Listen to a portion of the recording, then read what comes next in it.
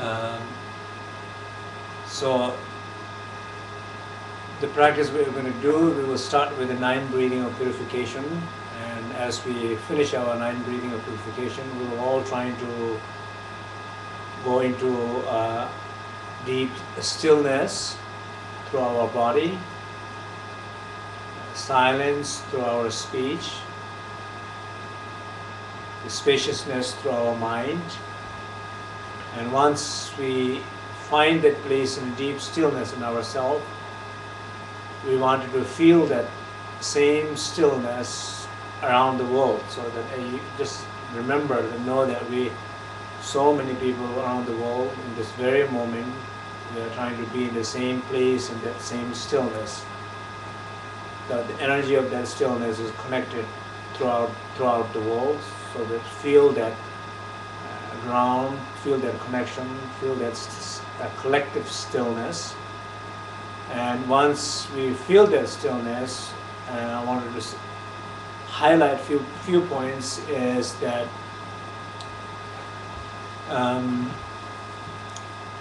the presence of qualities in that stillness, like in a Dzogchen teaching, we would say that the word Hlundup, that everything is spontaneously perfected.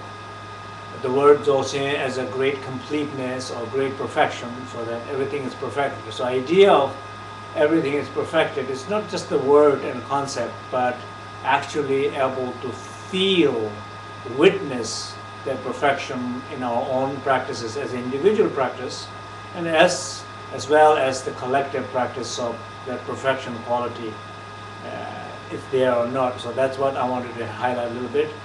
So just look at that in terms of the 4 immeasurable. We can reflect a little bit on joy, for example, love, compassion, equanimity, which is the 4 immeasurable, is the most important as exercise practices across all the spiritual tradition.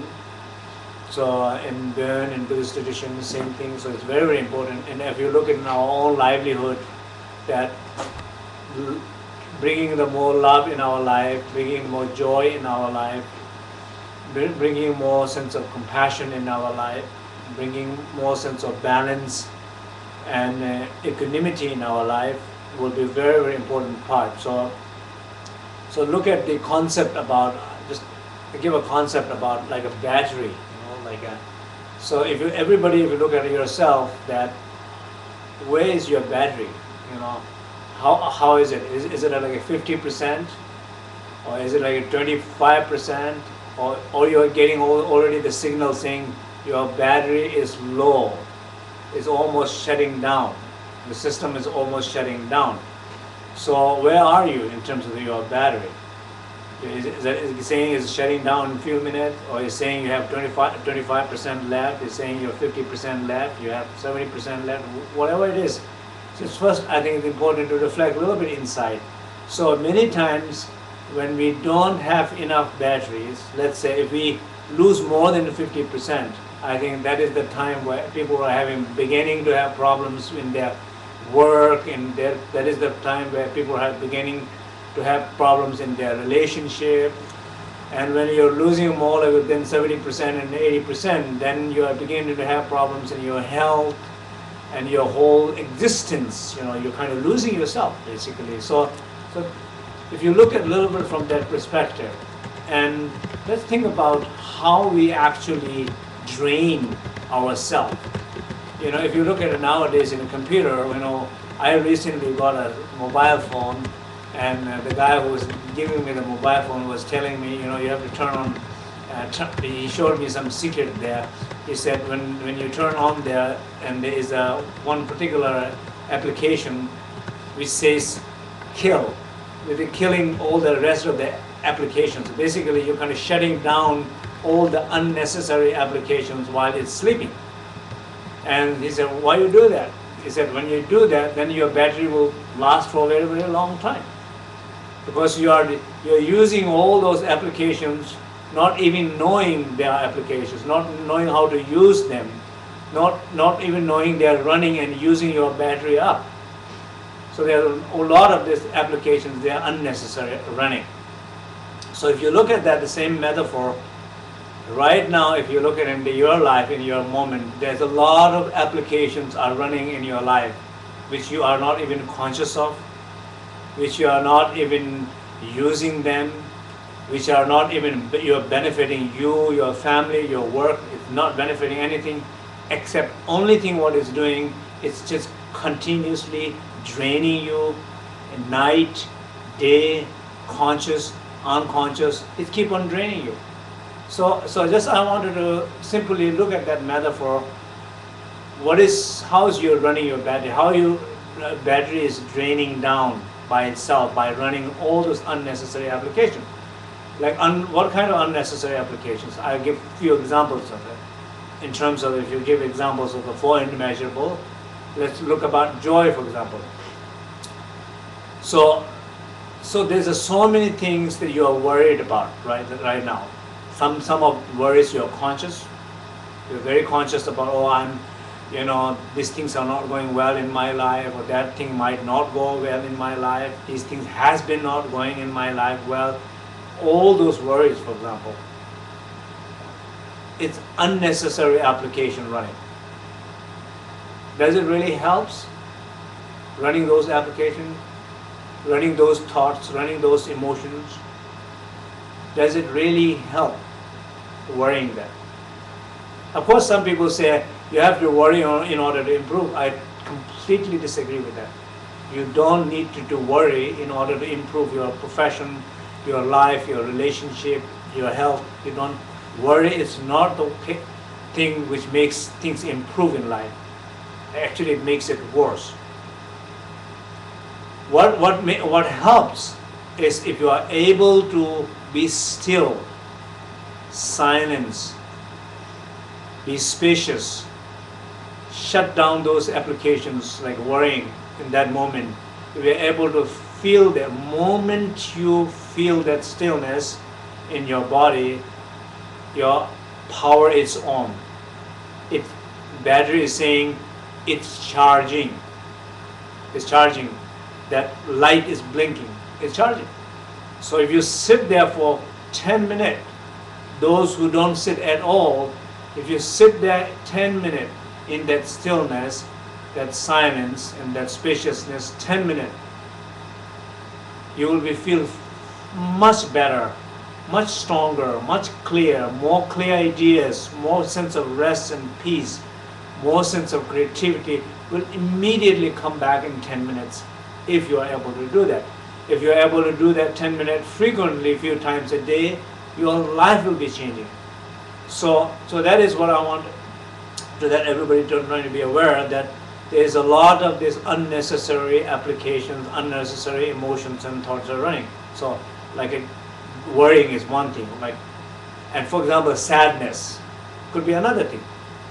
If you really wanted to feel joy, you really have to shut down, close down all those applications running without your being conscious about just being sad. For example, some people are so good in sitting in a sadness without even knowing they're sitting in a sadness. How you know? If you simply, one moment you will catch yourself in the mirror, the way your face look like, you can see your face is showing that you are sitting in that state of sadness. We know how when people are sad, we know how people look in their face. We know when people are sad, how the people sit in their position. We know when they're sad, how they look in their eye. We know when people are sad, how they radiate the energy around them. We know that. You don't have to be conscious when you do that. You can be unconsciously sitting in those places. That unconsciously running those battery out. So you're constantly, without being conscious, just sad. If you draw your attention inside yourself, if you're running those applications, if you're being in that place, you can just be conscious. Yes, I am in that state, and I do not have to be in that state, and I clearly have a choice not to be there. Just simply being aware of that, it's alone is good enough to change underlying this shift of energy in your in your body, in your energy field, in your mind, you can change that right away. The moment you change that and you find back into that stillness, once again, you are charging the battery of joy. That 10 minute, after that 10 minute, you come back into life and awaken, you will be smiling in your face, not showing that face of sadness. Same thing, this sense of imbalance, equanimity. We're talking about equanimity, one of the four immeasurable. Sometimes people feel like living a life of such a hecticness, you feel that you're not connected, you're not grounded, you're not balanced, you're not centered. And when you feel those sense of you're not centered, and you can continuously feel that without being conscious again. When you feel that continuously without being conscious, that is the place when you're draining again your battery of equanimity. You're not conscious. You're feeling ungrounded. And if you're trying to draw attention inward, if you're trying to feel what you're feeling, which you're feeling you're ungrounded, and you just breathe out, you're holding that ungrounding quality in your breath, in your body. If you're aware of it, you breathe it out that very moment, and can you release that wind out, and you look at again, it's like restarting your computer, reboosting your computer. Once you breathe it out, you look at it again, you already feel a little different, you already feel fresher. And when you feel that freshness, and that some sense of stillness, grounding quality, and if you're trying to be there another 10 minutes, that means that 10 minutes will be, you're immediately begin to recharge the battery of equanimity.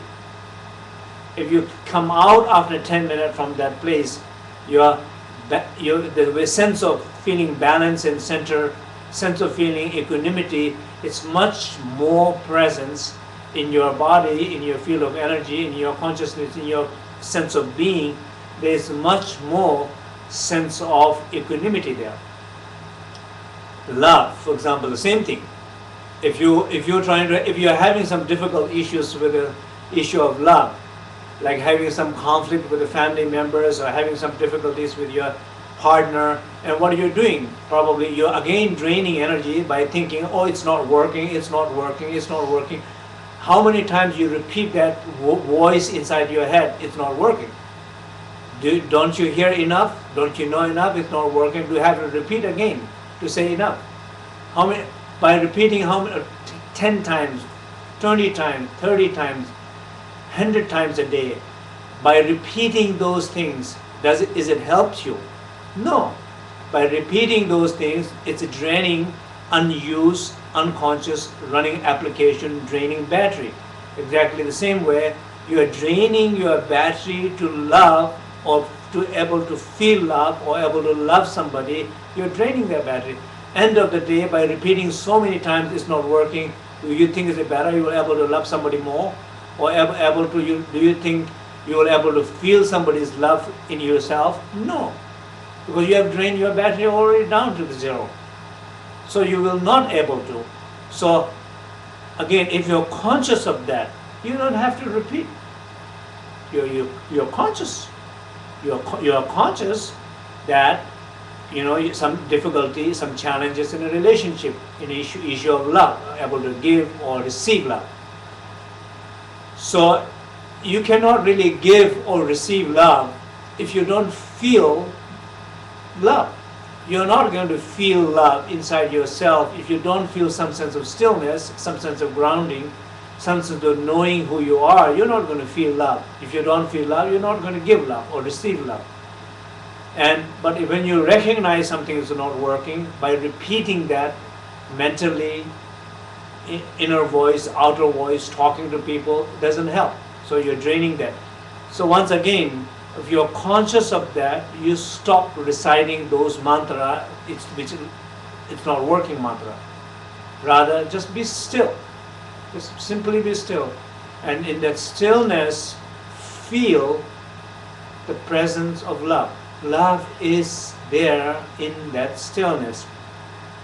So what I'm trying to say here is two main things.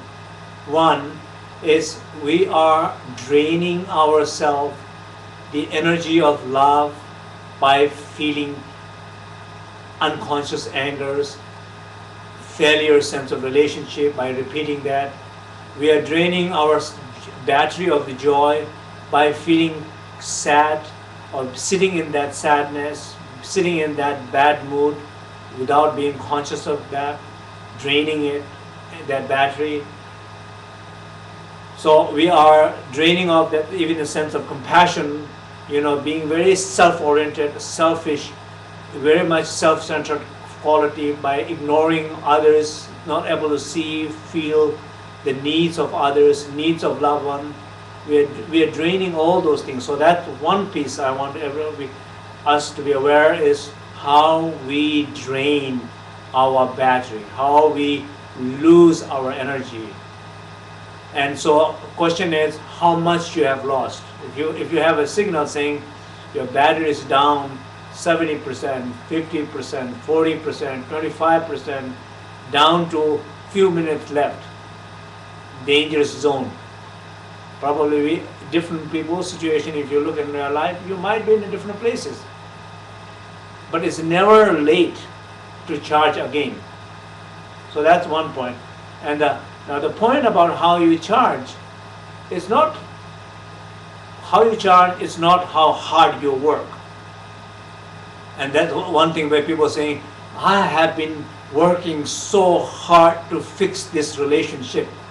Well, probably that is the problem. You have been working so hard to fix the problem, and that's why you are not able to fix.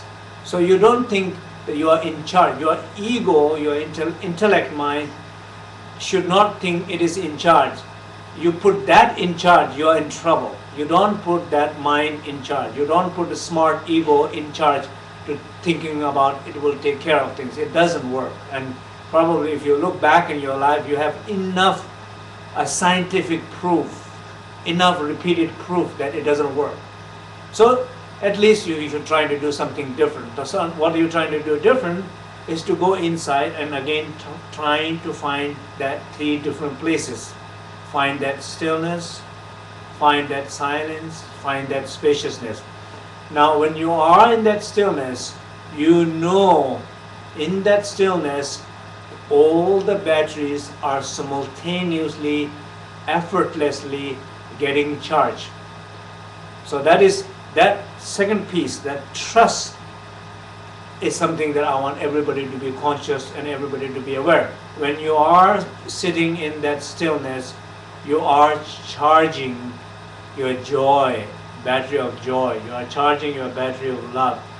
You are charging your battery of equanimity. You are charging your battery of compassion. It is happening. The only thing you might want to do, and if the intention, and intention sometimes not necessarily you have to intellectually think. Intention, if you're trying to simply be conscious, intention might be there because that time in your life you need joy. So the intention, joy, it's plenty, it's good enough in that stillness to feel the vibration of that joy. The intention is good enough to feel the vibration of that joy. When you do feel the vibration of that joy in that stillness, that's all what you do. You rest there. If you have a 10-minute, rest 10 minutes in that stillness, feeling the vibration of joy. And when you come out, your heart will be filled with joy. If you repeat that continuously 5-10 times a day for 1 week, I guarantee in a week you will be glowing, you will be happy. It's going to happen. Again, it's not a question of saying you try to do this practice and something's going to change next life. No, you will find out in a week, in a day, in a minute, you will find out a shift and power of that stillness. That's what is going to happen. So as we do 9 breathing of practice here, as we trying to find that place of stillness, then you're just trying to be aware that whatever quality that you wanted to cultivate today. Is it a joy? Is it a love? Is it a compassion? Is it equanimity? Just simply go in that place of stillness. Just feel the intention of that one of the four immeasurable, and feel that collective support around the world, that we are all supporting here. We're all bringing the blessings of all the enlightened beings and lineage teachers in this presence, in our collective practice. Feel their support, feel our support, each other's support, feel your own strength, trust your own that stillness, and trust that being in that is what you are receiving, a battery, the energy that you have lost, you are how you say, you're reinforcing, reconnecting, recharging that back. So that's what we will trying to do now. So we would simply do a 9 breathing of purification first, and then I will just say just few words to guide into that stillness, and then once we are in that stillness, just with intention, feel that one of the four immeasurable qualities.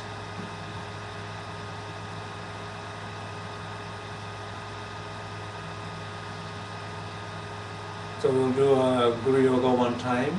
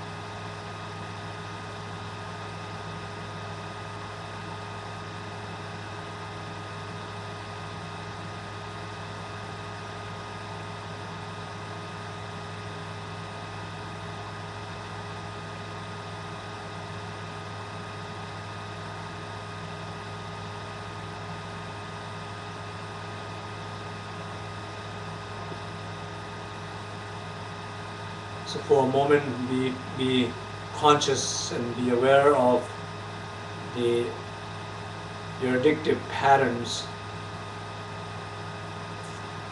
being unconscious of your anger, your ignorance, your attachment, and draining all the batteries, draining your energy, and not able to feel love, joy, compassion, equanimity. So just being conscious of those patterns.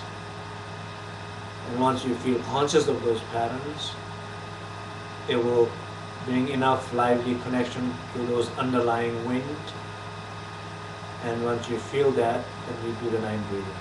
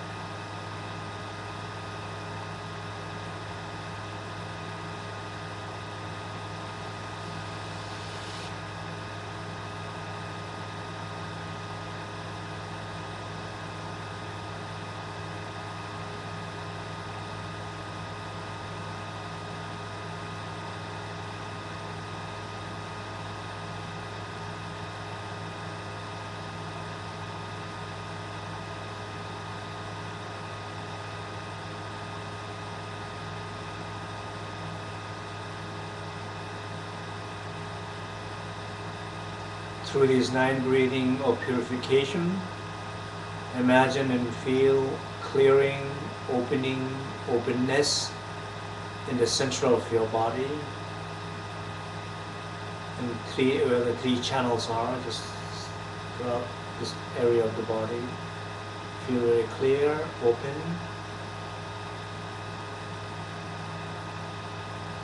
And gradually draw your attention to your body. Feel this deep stillness, silence, spaciousness.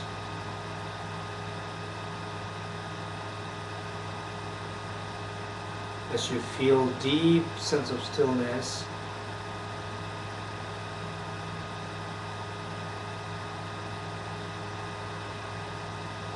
you know that very moment it's like you are healing yourself, you're charging your battery, you're retrieving these lost qualities, lost soul.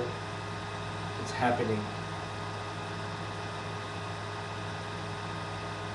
So whatever vibration and energy that you feel, either it's a joy, love, compassion, equanimity, be conscious of that. Trust that's what you're supposed to feel. And be aware of that. As you're aware of that, that is the beginning. It's like a battery is charging of joy or love or compassion. You're receiving this non-stop, effortless, for immeasurables in your body, in your field of energy, in your consciousness. That's what's happening. Just be aware and rest. And feel the collective support and blessing from around the world, and also all the lineage masters, enlightened beings. Their support this moment to all of us.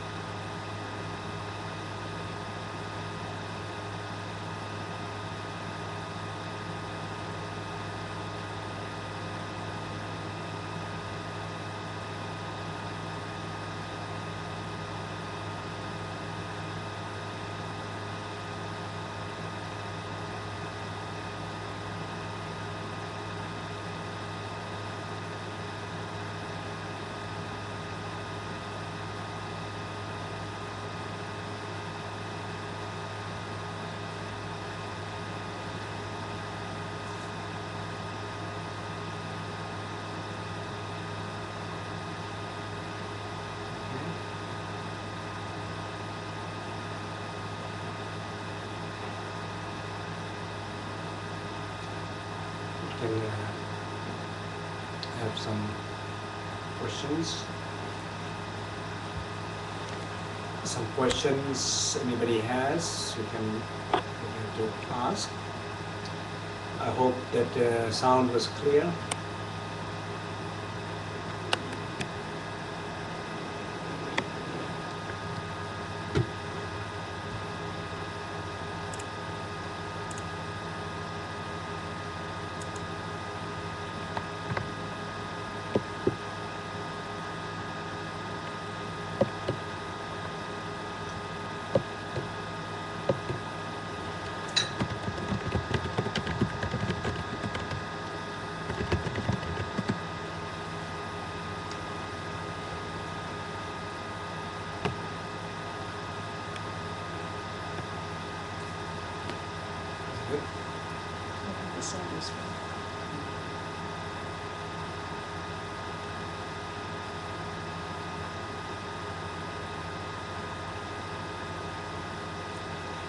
People who are far away,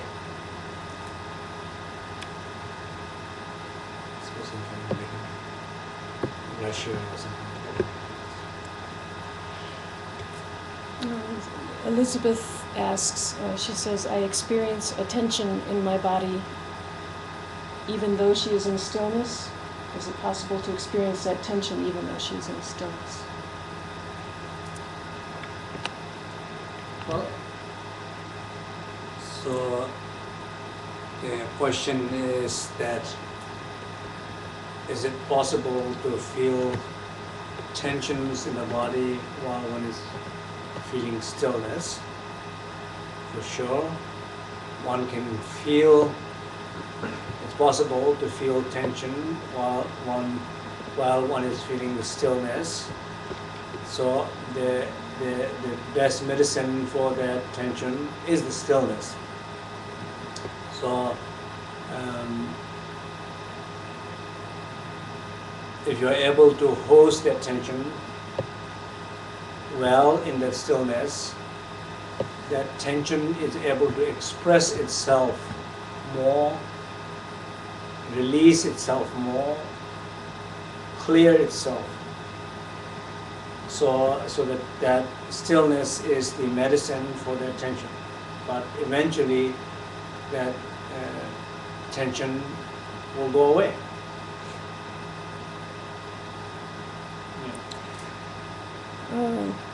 This is from Nuno Martha. What shall we visualize when we are recharging our battery? So what should we visualize when we are recharging our battery? It's none. You don't visualize anything. You're trying to just be, again, being in that stillness as clear as possible is the question. Because clear as possible means when you're trying to feel the stillness, but you're not fully feeling the stillness. But once you feel fully the stillness in its deepest way, and then you don't visualize anything. It's possible when you're trying to be conscious and trying to be aware, it's possible you might feel specific vibrations in that stillness, such as like vibration of joy. So, suddenly for no reason, you just begin to feel some sense of joy. And when you feel it, you have to be conscious of it. Your awareness of it is the way of inviting. Your awareness is way of supporting it. Your awareness is the way of increasing it. Your awareness way of allowing it to manifest in your body, through your speech, through your work, through your creativity. Your awareness is the channel of that creativity. You don't visualize. Here is a question. There's a number of them coming through, and there's some good questions. One that just came in from Angel Bunpo says, I feel my fear during my meditation. How can I get rid of my fear to live? So the question is, I feel my fear during my meditation. Of course, you're not feeling your fear because of meditation. You're being aware of your fear because of meditation. You're feeling your fear even you're not meditating, but you're not aware because you're distracting yourself by not being still, talking, we distract ourselves. So the fear, when the fear comes out in that stillness, again, if you host that fear, you look at that fear with the eye of, like an example would be, if you look at that fear with the eye of loving mother who's looking at the child's face.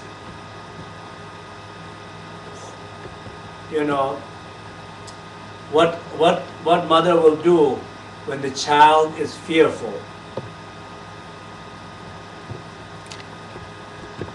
You're trying to host that, help that, support that.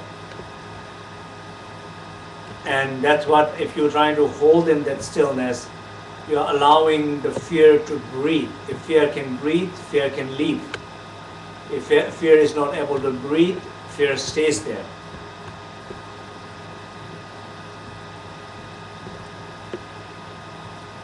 And sometimes it's possible that the cause of the fear is also possible because sometimes that stillness is so vast, so unbounded, infinite, and we are not used to feel that big.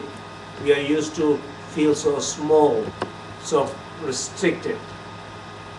And when you feel so big, it also sometimes possible that fear might come out. In a Buddhism, it's called, sometimes it's referred as a fear of emptiness.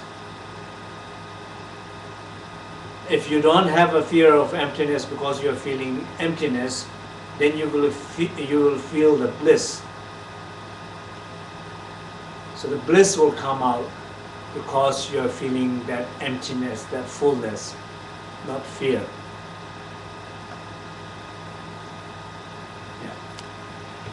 Someone says there's a very different quality to the practice of stillness alone versus the guided meditation practice here in a collective situation. Is there any way to achieve the similar quality of stillness when one practices alone? So basically saying, feeling more supported here.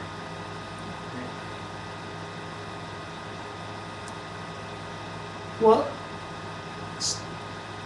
the experience of deep stillness, it has nothing to do with any condition. It's as far as the state of stillness itself is concerned, it's the stillness there in the middle of thunderstorm, middle of the earthquake, middle of enormous challenge you're facing in your life. Stillness is always there. But am I experiencing that stillness when I'm facing all these movements? Yes, that's true. It's harder to experience that. So I was just giving example of a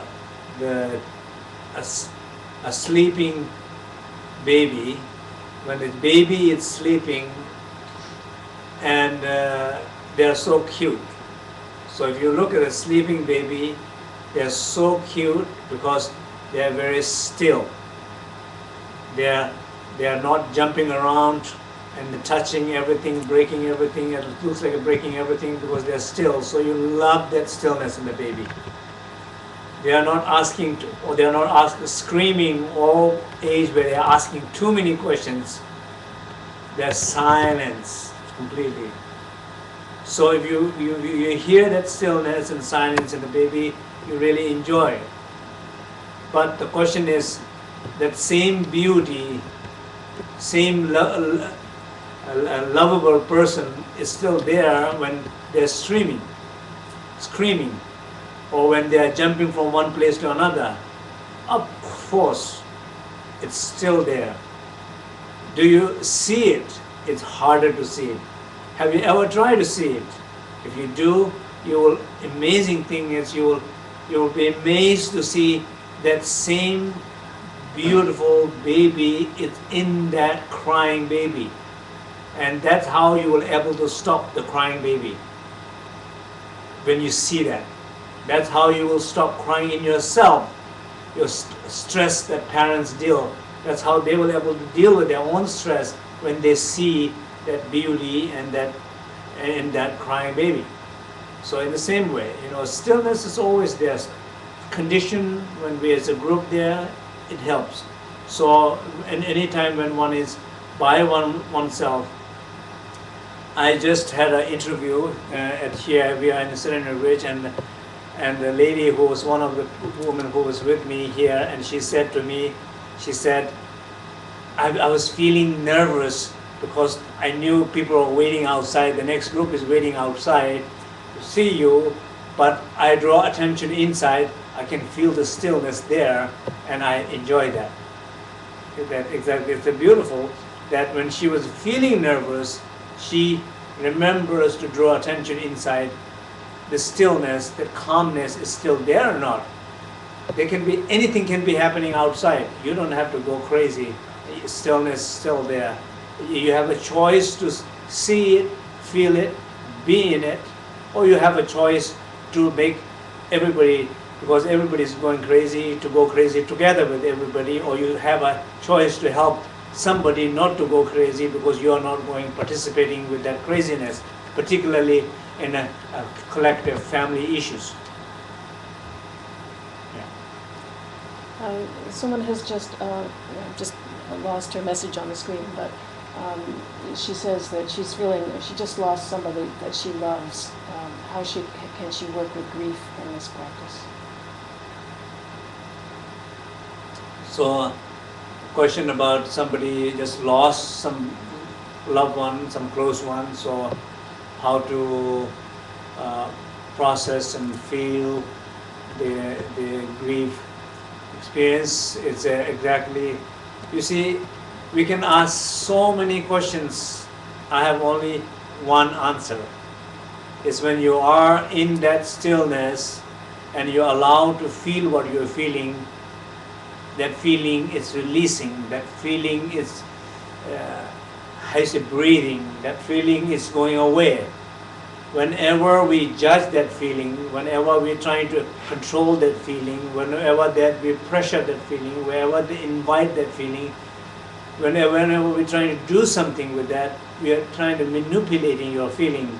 So it is not able to breathe and be itself well, and those are the causes we are not able to grieve well. So it's like if that pain, if you look at that pain, the moment you feel that, what is saying is I'm feeling pain. What is asking is saying a love, care, compassion. What is asking, and that is what we can give it to that experience of pain and grief. And the way you do that will be host and be aware and be with it without any judgment. And so if you do that with that stillness, that is the best way to process the grief here. I think you've answered some other questions with that answer. Somebody asks, what can I do to remember myself sooner, earlier, when I've forgotten my lessons? In other words, your teaching here is fresh in our mind. We can sit and do this, but how, when we're living in our life, how can we bring this into our awareness and remember to do this soon, when the situation is arising? Well, the question is that how to remember to be still earlier part in situations in our life before it becomes much more challenging.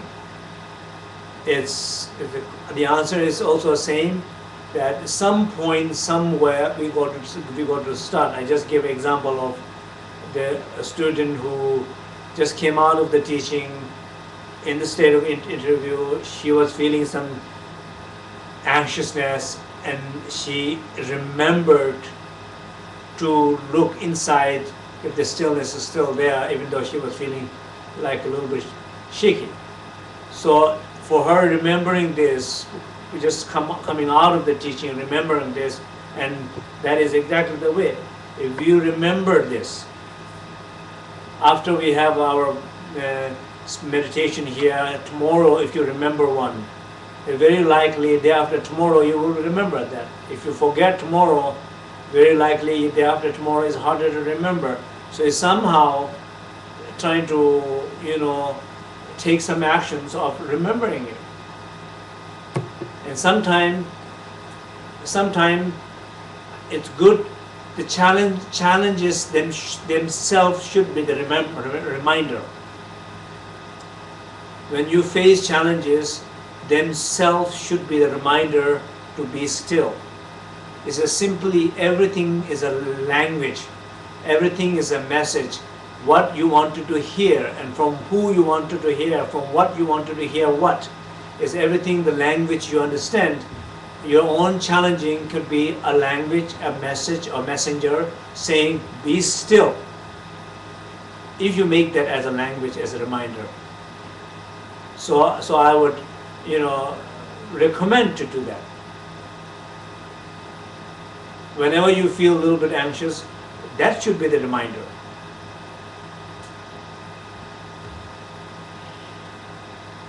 Here someone says, in the practice I had many thoughts going through my head, even music. The thoughts I was able to dissipate. What? This person says that the thoughts eventually dissipated in the practice, but the music continued. How can I better practice inner silence in the meditation? So somebody is asking a question about during the meditation, a lot of thoughts comes, they're going, but you're hearing a music which is not going. Well, maybe you want music to go more than the thought to go. So if you want music to go, and they decided not to go. You're not maybe paying so much, grasping your thoughts, they are going. So maybe if you don't repeat this sense, my music is not going, my music is not going, my music is not going, and then music might go. But anyway, another way, it's okay to hear music. It is nice, especially. But when you hear a music, when you hear a sound, it's good to hear quality of silence in those sounds. So if you're finding the quality of silence in those sounds, you're finding the ground of those sounds, and sound doesn't shakes you because you're connected to the ground. So in the sound, you're trying to listen to the silence. Yeah. Okay, maybe last question. There is one. Well, we have about 375 people viewing. Might be nice if everybody can tell us where you are from. Okay, so Polly here is saying we have over 375 computers, and so if you wanted to tell where you are viewing this, and would be really nice to know. And also, when the next Sunday, right? No, it's Tuesday. On Tuesday, yeah. And hopefully we'll work out our technical difficulties. Yeah. We have Maryland, Hong Kong, Netherlands, Mexico, Bulgaria, Mexico City, Charlottesville, Berkeley, San Francisco, Costa Rica, Poland, Germany, London. It's coming so fast, I know I missed a few people. France, Tijuana, Mexico, Romania, Portland, Prague, Valle de Bravo, Mexico, Ireland. Thank you everybody for sharing.